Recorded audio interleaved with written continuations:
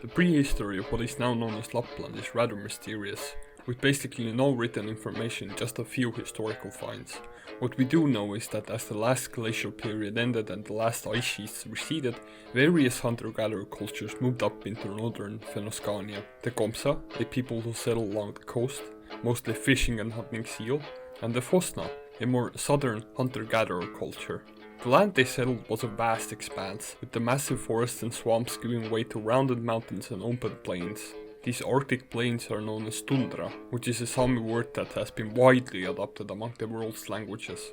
Due to this vast landscape and its excruciatingly cold weather, the population of this area has been always small and spread out. The Paleolaplandics and the Paleolakelandics have little to no information known about them, other than a few substrates words still in use today. They lived in this area up until the Finno-Ugrics arrived. The Finno-Ugric peoples probably arrived in eastern Fennoscania first around the Bronze Age, replacing and intermarrying these cultures, with the male paternal haplogroups mostly being replaced by the Uralic ones. By the Iron Age, the Sami are already a distinct culture from their neighboring Finnic people, living semi-nomadically in the tundra and taiga, usually settled on sidas in groups of 8 to 12. These sidas created a network of clans which served as a communal way to organize the reindeer herds. Interaction with the southern Germanics and Finno-Ugrics started early, with the Sami handcrafts and animal furs being valued commodities, and silver and metals and fabrics being imported materials the Sami got from the south. Silver and brass were also seen as protection from evil spirits, with silver also functioning as money in case the need arose. The first Roman account of the Sami was by the Roman historian Publius Cornelius Tacitus, calling them Fenni and describing them as hunter-gatherers. Later accounts would tell their skill of skiing and their mastery of the juoksa, a Sami bow designed to be long with heavy arrows. The Fenni are noted as being very primitive, unlike the historical developments of the Sami at the time, so it is unsure how accurate the descriptions are, or if perhaps it is the Paleolaplandics and Lakelandics that are instead being referred to. Landing in southwest of Finland from modern-day Estonia, the Finno-Baltic people waged various wars against the Sami, driving them further northwards. These wars would continue for centuries, to the point where one Sami word for enemies is Chudes, referring to the Finno-Baltic people who were called Chudes during this period. Slowly over centuries, the Finnic people would make their way north, becoming the Finns, Karelians, Kven and Vepsians of today, sometimes fighting but mostly assimilating the local Sami. In fact, there are mentions of Sami settlements near Olonets and Lake Onega up to the 1670s. The Finnish word for Finland itself, Suomi, probably derives from Sami. The word Finland does too, as it comes from the Germanic name for the Sami, Finnar, as in finders, referring to the hunter-gatherer lifestyle. For this reason, various place and town names across Finland and Karelia have Sami origins, and why Balto-Finnic admixture gives way to more Sami admixture, the more north and east you go. The Norse came into contact with the Sami probably in the late Iron Age. The initial interaction seemed very positive. The Norse would fish around the coast and would rely on the coastal Sami for whales, walruses, reindeer herds and handcrafts from the inland. There are even reports of Norwegian chiefs like Tore Hund having a Noaidi make a magical tunic from sealskin for him, as the Sami were considered to be well attuned to the spiritual world. Middle Ages marked a period of significant transformation for the Sami people, who faced increasing external influences due to the expanding trade networks and religious pressures. One of the most notable changes during this time was the growing interest in the region from Christian missionaries, drawn by the economic potential of the thriving fur trade. This trade, particularly in highly prized reindeer pelts, brought the Sami into more frequent contacts with the outside powers. The earliest Christian missionaries to reach the Sami came from the east, specifically from the Eastern Orthodox Church. These missionaries, unlike the Catholic and later Lutheran efforts that would follow, were often more inclined to integrate elements of Sami spiritual beliefs and mythologies into their own religious practices. Rather than imposing a rigid form of Christianity, the Orthodox approach was somewhat more accommodating, allowing for a degree of freedom between local traditions and Christian doctrine. A major hub for Orthodox missionary activities were the Solovetsky Islands. These islands, which already had a Sami presence, later became the site of a prominent monastery that served as a base for religious outreach into the Sami territories.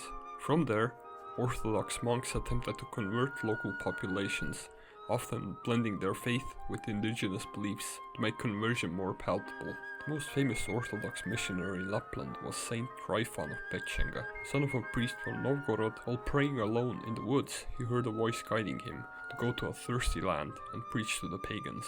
Though mistrusting him at first, the Skoltesami around the area adopted Orthodox Christianity and then founded Petchenga monastery stands to this day. Meanwhile, in the western parts of the Sami lands, the influence of Catholicism became more evident only after the 14th century. Archaeological finds suggest that distinctly Catholic religious artifacts began to appear at Sami ritual sites during this time, especially along the coastal regions, where interactions with the Norse and other European traders was more common. Crosses started being embroidered onto clothes instead of the sun and moon. Drums used by the Noidi were even destroyed or burnt in the southern areas, leaving very few in existence today. The Virgin Mary in particular got very popular among the southern Sami, and a lot of jewelry depicting her was specially made, often with the letter M, with some yoiks mentioning her. These areas, being more accessible to seafaring people, naturally became early contact zones for Western religious and cultural influence. This lucrative fur trade did not only attract missionaries, but it also drew the attention of competing northern powers, all of which sought to exert control over Sami territories. Taxation of the Sami became a contentious issue, with both the Norwegian crown and the Novgorod Republic vying for dominance. This rivalry frequently led to conflict, including raids on Sami settlements. Novgorodian forces, often accompanied by Finnic-speaking groups, would raid and plunder Sami communities, stealing reindeer hides and other valuable resources. Control over this area became a central goal for all northern states involved. The desire to dominate this area was driven not only by religious and economic motivations, but also by the strategic value of controlling its trade routes and resources, the area we now know today as Lapland.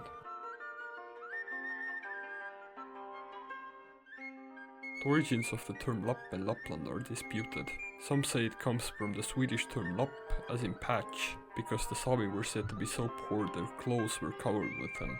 The more likely origin is that of the Finnish word loppu, meaning edge or end, signifying the geographic location of the Sami north. This is corroborated in folklore, with the Sami living at sort of the edge of the world. Historically, when written in church books, the term lapp was used to denote someone being nomadic, rather than being ethnically Sami, but over time this was used to refer to Sami specifically. Regardless, over time the word has become rather derogatory, although a lot of older people still call themselves lapp. The Swedish term fattiglapp referred to a Sami with no reindeer, and has now come to mean just poor person, with the ethnic relevance forgotten. The Sami can be divided in many ways, by country, by dialect, by sida, or more broadly by their geographic area. In this they can be divided into three categories: coastal Sami, controlling the trade of the area alongside fishing and herding small herds of reindeer. They were also the first who came into contact with the Norse and often intermarried them, being the first to be assimilated into larger groups. The mountain Sami or fell Sami, living in the interior, mainly inhabited the fells and mountains during summer and migrated to the forests with the herds during winter. They are the largest share of Sami today due to their relative isolation in the hinterland, and nowadays the richest, with the largest herds. Finally, further south, there are the forest Sami. Unlike the mountain Sami, they did not migrate to the mountains, hence their name. Due to their not so different lifestyle and pressure from the south, many of them would be assimilated by the nearby peoples. The Sami borders through the ages were always blurry. Most of the Sami lived semi-nomadically, and the various countries controlling the area sent various peoples to the area to colonize it, with various results. For example, some people living on the borders of Sweden, Finland and Norway might have been taxed by 3 different governments at the same time, as their herding grounds crossed national boundaries. Assimilation during this period could go both ways though. A Norwegian man married to a Sami could integrate to Sami society fairly easily. It should be noted though that the people who were sent up north came from various backgrounds: merchants, miners, and even convicts, which largely politically undermined the Sami sida and the Sami way of life. One example of this reverse assimilation is the descendant of a Belgian copper worker in Svappavaara. Anders Johansson Spett bought a herd of reindeer with all his savings and married a Sami woman and thus became a nomadic lapp. Another example of this is the son of the priest Anders Nikolai Tornensis. The family line originally came from Oulu, and his father is the subject of the first literary work in Tornedalian Finnish. Anders Nikolai's son, Anders Andersson Tornensis, ended up going to Kautokeino to preach and married into a Sami family. With the outset of the Protestant Reformation, efforts to Christianize the Sami became stronger. While in the past skirmishes between pagans and Christians happened after Sweden's and Norway's adoption of Lutheranism, restrictions on Sami pagan practices were doubled down. For example, in the south, the church forbade yellow wool to be used on clothes, as it represented the sun. Local legend from the time tells the story of Päiviö, a Sami Nuairi or wizard who fought with the other Sami wizards over reindeer and who could turn himself into a fish. He traveled to Stockholm to complain to the Swedish king about the oppression of the Sami by local taxers and converting to Christianity in the process, returning and destroying the pagan holy rocks known as Sieidi. As the Sami were known for their paganism, many across Europe came to view the Sami as evil but powerful force, giving the Swedish an unfair advantage. German general Gottfried Heinrich zu Pappenheim, fighting in the 30 Years' War against Sweden, wrote as such: "I have scores to settle with the Finns and Lapps. They are invincible to bullets and have dark magic, like the peasants on the other side of Ems. But I trust God that I will have my revenge. They will surely be given a thorough beating as they gave us." To quell and disprove these myths, the Swedish author Johannes Scheffer took it upon himself to write the book Lapponia as a response, the English title being The History of Lapland, giving a rather great insight into Sami life around this period. 30 years later, the Great Northern War shook the area. With the wars and plagues in Finland, many Finnish refugees fled to the Sami areas. These waves of refugees, combined with colonialist efforts and voluntary assimilation into Finnish society and farming life, made it so that by the 18th and 19th centuries, respectively, the Sami of Oulu and Kemi had been completely assimilated.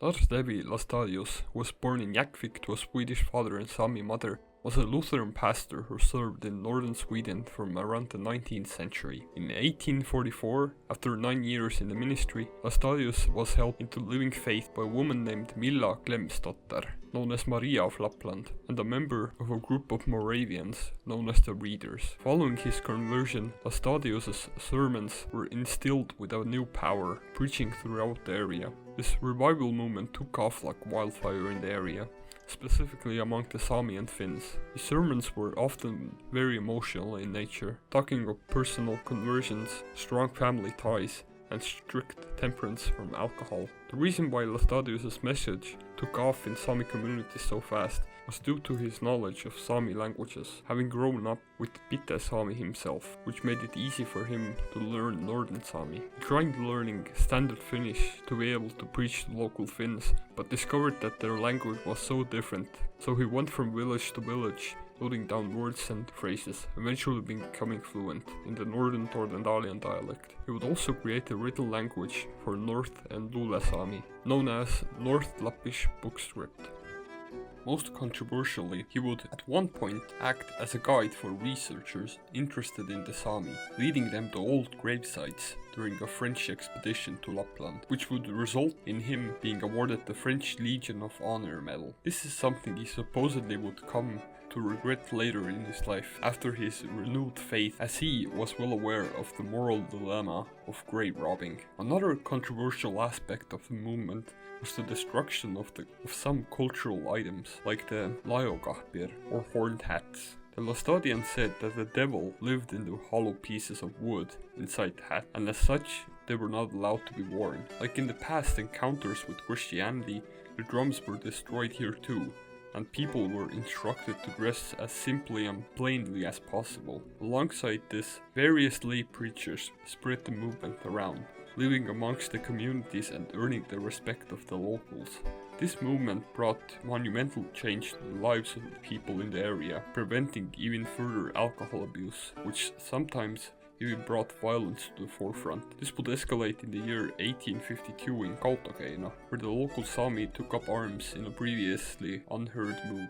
Prior to the rebellion, there was already a resentment against local authorities by the local Sami due to the closing of the Norwegian-Finnish border. When Laestadian revivalists came to the area, a small rebellion broke out, mainly targeting the local authorities. In the end, 2 people died and the leaders of the riot, Mons and Aslak, were executed.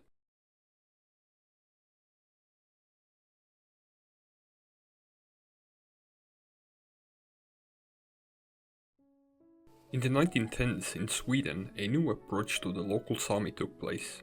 Before the 20th century, schools for the Sami were nominally being driven by Christian missionary activities. As the area became more developed, authorities saw fit to reform these schools. A more scientific and secular form of school approach was invented. This new approach towards Sami emphasized separating them from their culture and civilizing them. These nomad schools became a separate institution from regular public schools, much akin to the boarding schools in North America. In these schools, the language of instruction was usually not Sami. Children slept at the school grounds and learned only what the student body thought reindeer herders ought to know, as they were said to be incapable of further education, with the term lapp ska vara lapp being used. In addition, the children of these schools were often subjected to fairly invasive biological eugenics studies, led by the Swedish Institute of Racial Biology. Speaking Sami and wearing Sami clothes were discouraged, making them ashamed to be Sami, scarring older generations to this day, with a lot of people still denying their heritage. Now, with mounting pressure against the Sami and newer, more extreme discrimination, various Sami organizations had been popping up around Lapland. Fighting back against the nomad schools, in 1910 the Sami school of Havikka was founded, the only Sami school at the time, which had the set-up purpose of preserving Sami culture and language. The newspaper Samefolket was first published in 1918, following a previous attempt in 1904, and became the first Sami-produced newspaper, and is still active today. In February 1917, Sami representatives from Norway and Sweden convened in Trondheim for what became the first Sami National Assembly. The Congress brought together around 150 participants, Sami leaders, reindeer herders, and others to discuss pressing issues. Chief among these were the loss of grazing lands due to state policies, restrictions on reindeer herding, and the marginalization of the Sami language and culture in schools.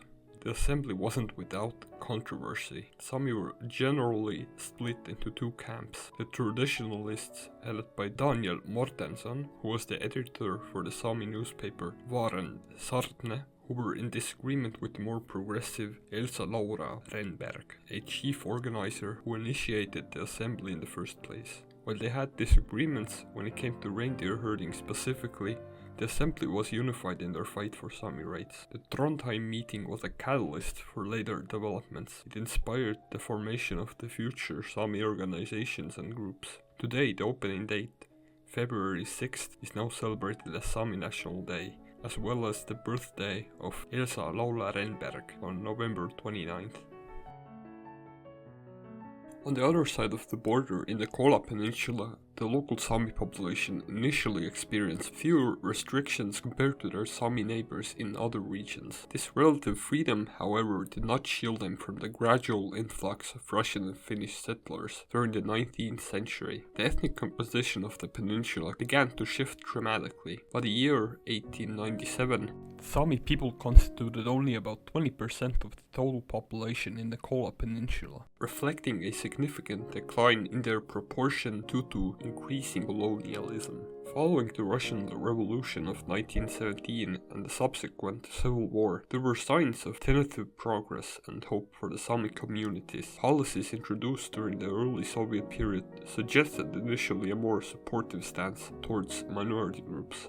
The Sami population, although still small, began to experience modest growth. Sami sidas were turned into kolkhozes, nomadic Sami were socially concentrated into villages, and Sami who owned less than 500 reindeer were tax exempt. Moreover, The state overtook efforts to promote the usage of the Sami language and culture by establishing Sami language schools and newspapers. However, this brief period of cultural and political optimism was abruptly interrupted by Stalin. Publicly speaking Sami became dangerous, especially at events or in public. The forced collectivization of reindeer herding, a policy intended to bring Sami herders under the state control, met with resistance, which was harshly suppressed. Those who opposed collectivization faced severe consequences: arrests, deportations, or in many cases, execution.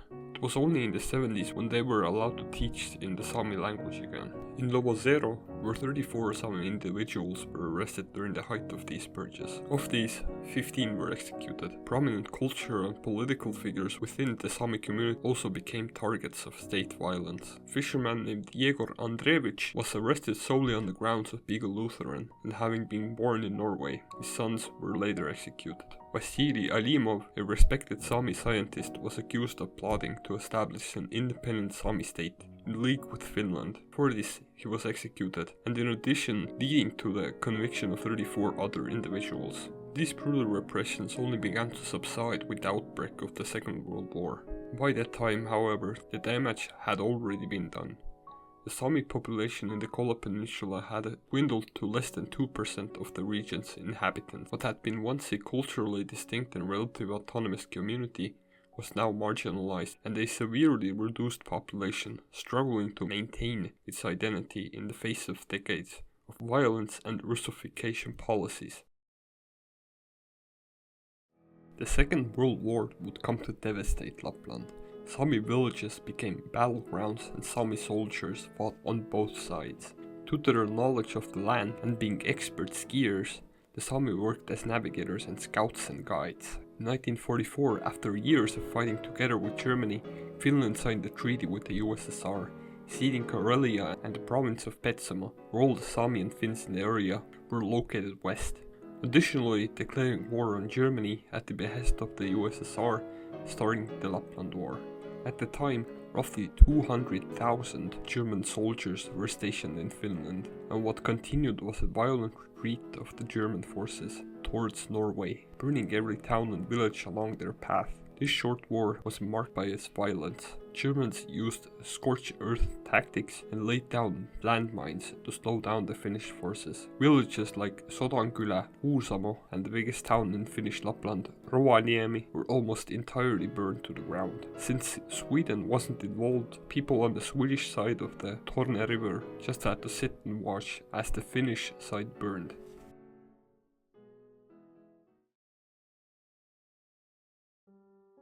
Mulla on ailuhas, tekee ailu.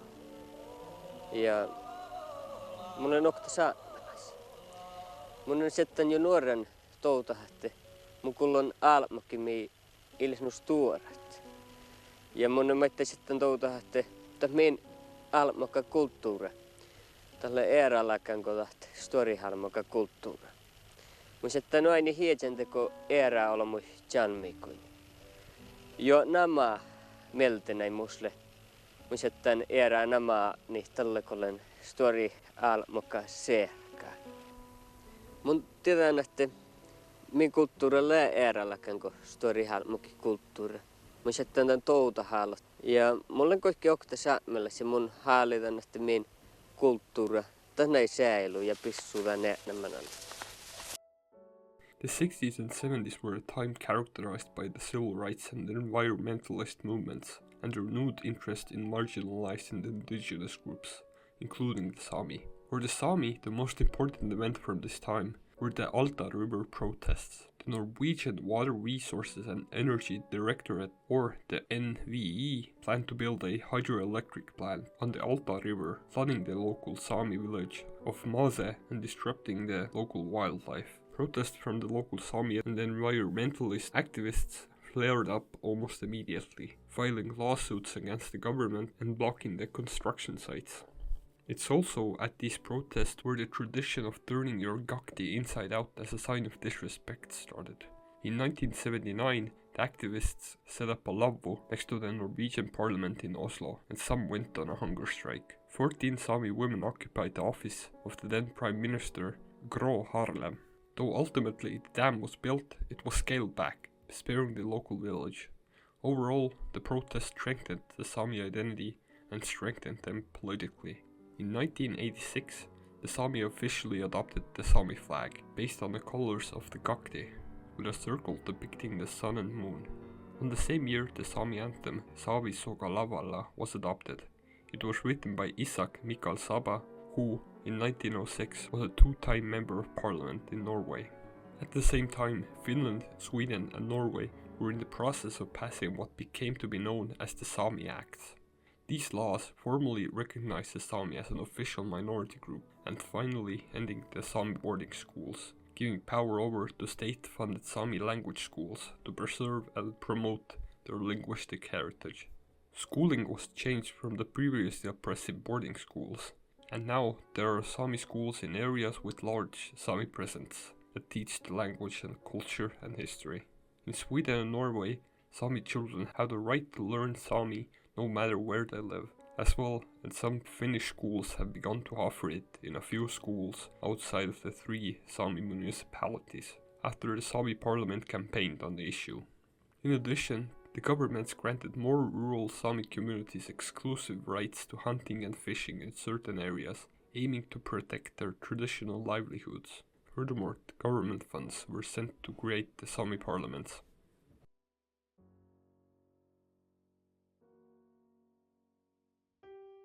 Sami parliaments have many responsibilities, promoting and working with cultural institutions like museums and festivals, releasing statements and promoting bills, managing cultural funds and the development of the Sami language, working together with the state on linguistic and cultural preservation, and many other things depending on the country. The Sami parliament in Finland was created in 1972. Elections for the parliament are non-partisan, meaning they don't belong to any political parties. To be eligible to vote, you must consider yourself Sami, have a parent or grandparent who was a native Sami speaker, or have at least one parent who was eligible to vote at the Sami parliament prior to 1995. The Sami parliament in Sweden was created in 1999. Elections for the parliament are non-partisan and are mostly dominated by local agrarian parties. To be eligible to vote, you must consider yourself Sami, speak Sami as your first language, or have had or have a parent or grandparent who spoke Sami in the household. The Sami parliament in Norway was created in 1989. Elections for the parliament are partisan and consist of local parties and national parties, with a clear coalition and opposition. To be eligible to vote, you must consider yourself Sami and speak Sami as your first language, or have had or have a parent, grandparent or great-grandparent who spoke Sami in the household, or have at least one parent who was eligible to vote at the Sami parliament previously. Due to centuries of assimilationist and discriminatory policies and more recent waves of urbanization, not all Sami can participate in Sami elections. Sami parliaments have various roles in the 3 countries when it comes to land and cultural rights. Overall, thanks to the Alta protests mentioned before and their larger population in Norway, the Norwegian parliament is the strongest of the 3. During the fall of the Soviet Union, the number of Sami was around 1600, reaching around 1800 in 2002. Today, there are roughly 1500 Sami in Russia today. Due to years of repressions and Russification, the Sami language has been mostly replaced by Russian. The cultural capital of the Sami today is Lohi, where the Sami make up around 1/3 of the population of the town. While the Sami are a recognized minority, their language rights are not official, and the only place you can learn Sami in Russia are the Murmansk State Technical University and the Lohi Secondary School, where the language of instruction is Russian, and Sami classes are voluntary. Since the start of Russia's genocidal war in Ukraine in 2014 and later 2022, rights for minorities in Russia have only gotten worse. While various Sami organizations exist in Russia, the Kola Sami Assembly, modeled after the Sami parliaments, was declared an illegal separatist entity in 2018. Ever since then, Kola Sami have sought refuge in countries like Norway, and luckily a lot of them have been given asylum. As the Nordic countries became richer, the tourism industry boomed. The rich nature and culture today became more valued, and large swaths of land have been sold to facilitate this booming industry. The tourism market fetishizes exoticism, and the Sami have been marketed as such. In Finland, especially Rovaniemi, the Sami have been marketed as Santa's helpers, and Sami souvenirs, clothes and culture have been turned into commodities for tourists to consume. Fake crafts are sold around tourist shops, and if you're not knowledgeable of this, you may not even know what you're buying. To illustrate this, let's take a look at the Sami handcrafts. Sami handcrafts, known as duoji, have been an important part of daily life and as trading good for thousands of years. You can divide it into main categories with soft and hard duodi, with soft being things like the recognizable clothing, which is called gakti, leatherworks as bags and shoes, woven and braided bands, and other things made from fur and wool. Gakti have a larger regional variations, and it is very easy to see where someone is from just based around their clothes. Some even show what specific family you belong to, along with marital status, and if you have your confirmation. Shoe bands were important in the past for some reason. They show if you're female or male, what region and what family you belong to, as the shoes would have been what you see as you see someone step into a tent.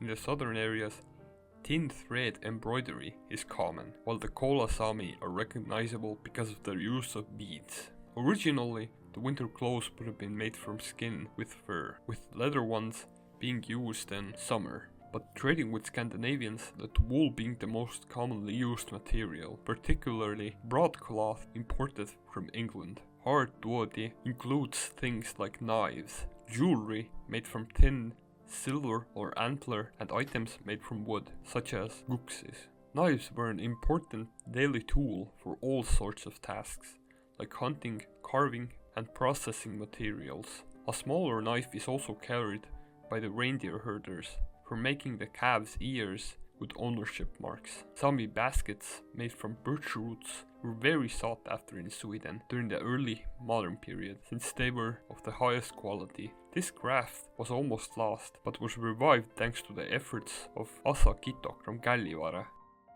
Antler has always been very widely used material due to its availability since the reindeer shed them. In the past, Sami would carve items from the antler to then give to the Scandinavian smith to replace it out of metal.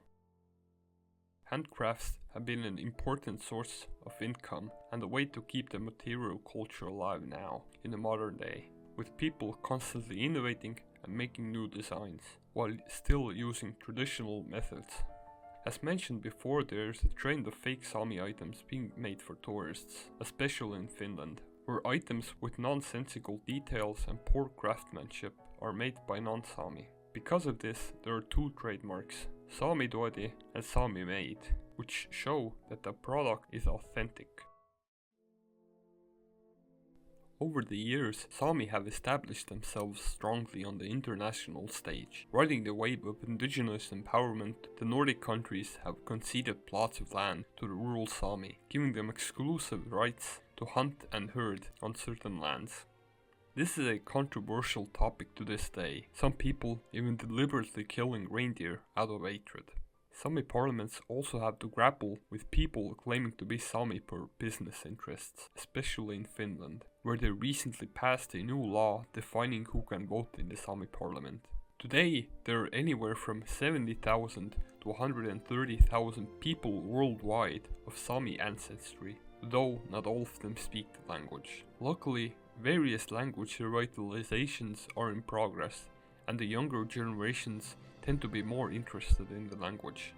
The country with the biggest Sami population today is Norway, where 35,000 and 60,000 Sami live. With the Sami Language Act of the 90s, it is a co-official language in 8 Norwegian northern municipalities.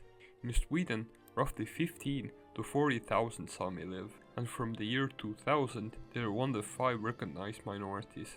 Next in Finland, around 10,000 reside. The Sami Language Act of 1991 and 2003 made Sami a co-official language in 4 Finnish municipalities. The country with the smallest Sami population today in Sápmi is Russia, with roughly 2,000 people claiming to be Sami. It has no official status on any level.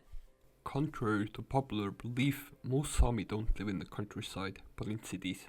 Umeå, Luleå, Jokkmokk and Kiruna in Sweden, Utsjoki, Inari and Oulu in Finland, Tromsø, Kautokeino and Karasjok in Norway, and Lovosero in Russia are considered major Sami cities where the culture plays a big role in daily life. Even though Laestadianism took off in Lapland, the majority of Sami today have stayed true to the mainline Lutheran churches, except in Russia and the evacuated Skoltesamisk in Finland, who are majority Orthodox.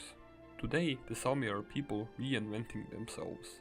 Urbanization, secularization, and rediscovered pride has made the Sami stronger than in the century prior, although land rights and self-governance are still a big issue. Multinational corporations keep getting contracts by the Nordic states to open up environmentally destructive industries on reindeer grazing areas, which is very actual as of recording this.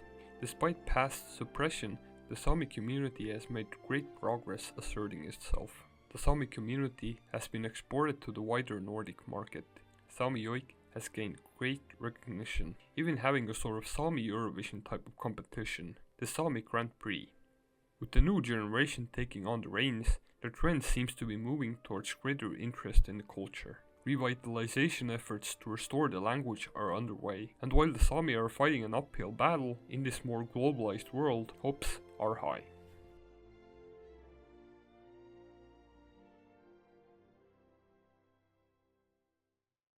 Hello, thank you for watching the video. I hope this was a good introduction to the Sami. I want to say that a large portion of this video was based on the Neil Kent's book, The Sami Peoples of the North, a social and cultural history.